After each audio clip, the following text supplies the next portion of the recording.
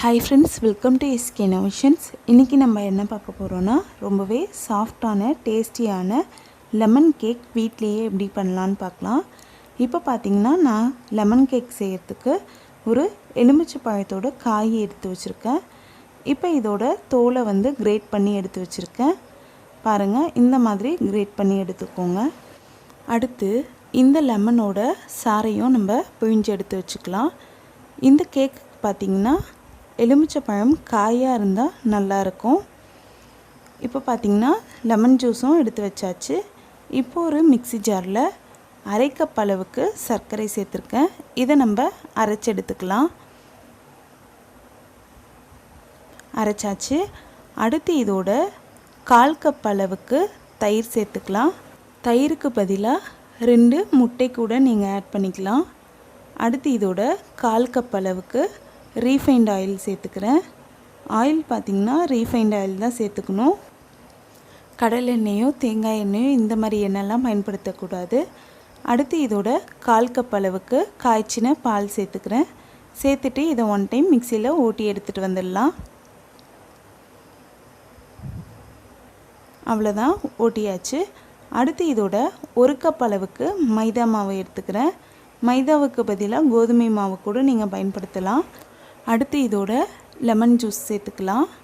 கூடவே லெமன் ஜெஸ்ட்டும் சேர்த்துக்கலாம். அடுத்து 1 ஸ்பூன் அளவுக்கு பேக்கிங் பவுடர், அரை ஸ்பூன் அளவுக்கு பேக்கிங் சோடா சேர்த்துக்கலாம்.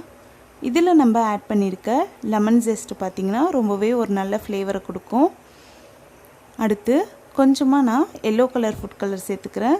நீங்கள் ஃபுட் கலர் ஆட் பண்ணாமலும் செய்யலாம். இப்போ இதை நம்ம திரும்பவும் மிக்சியில் ஓட்டி எடுத்துகிட்டு வந்துடலாம்.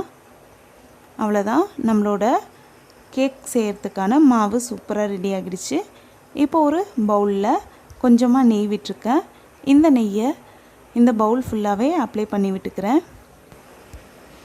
அப்ளை பண்ணியாச்சு.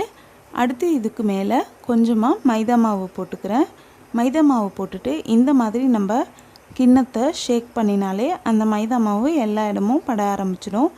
இது எதுக்காக பண்ணுறோன்னா, அப்போ தான் கேக் மாவு கிண்ணத்தில் ஒட்டாமல் வெந்துட்டதுக்கப்புறம் ஈஸியாக எடுக்கிறதுக்கு வரும் நமக்கு.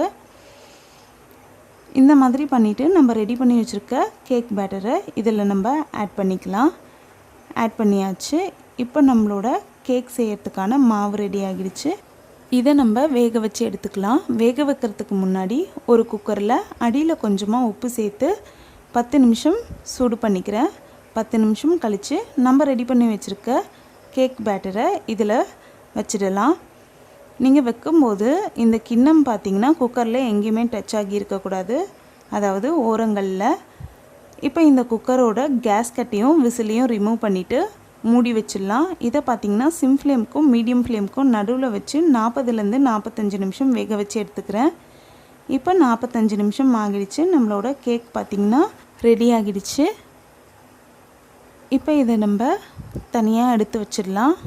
இப்போ வெளியில் எடுத்து வச்சாச்சு. இது கொஞ்ச நேரம் ஆறட்டும். இப்போ இதை ஒரு பிளேட்டுக்கு மாற்றிக்கலாம்.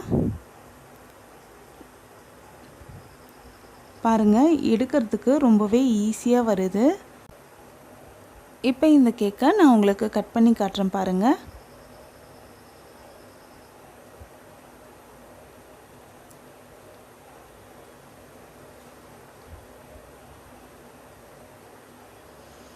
பாருங்கள், எந்த அளவுக்கு சாஃப்டாக சூப்பராக வந்திருக்கு. அப்படியே கடைகளில் கிடைக்கக்கூடிய லெமன் கேக் மாதிரியே இதோட டேஸ்ட்டும் சாஃப்ட்னஸும் நமக்கு கிடைக்கும். இனிமேல் லெமன் கேக் சாப்பிட்ணுன்னா கடைக்கு தான் போய் வாங்கணுன்ட்டு இல்லை, வீட்லேயே சிம்பிளாக குயிக்காக நம்ம இந்த மாதிரி மெத்தடை பயன்படுத்தி செஞ்சு முடிச்சிடலாம். கண்டிப்பாக ட்ரை பண்ணுங்கள். இந்த வீடியோ உங்களுக்கு பிடிச்சிருந்தால் லைக் பண்ணுங்கள், உங்கள் ஃப்ரெண்ட்ஸோடு ஷேர் பண்ணுங்கள், அண்ட் எப்படி இருந்துச்சுன்னு கமெண்ட் பண்ணுங்கள். நம்ம சேனலை ஃபஸ்ட் டைம் பார்க்குறீங்கன்னா மறக்காமல் சப்ஸ்கிரைப் பண்ணுங்கள். தேங்க்ஸ் ஃபார் வாட்சிங் ஃப்ரெண்ட்ஸ்.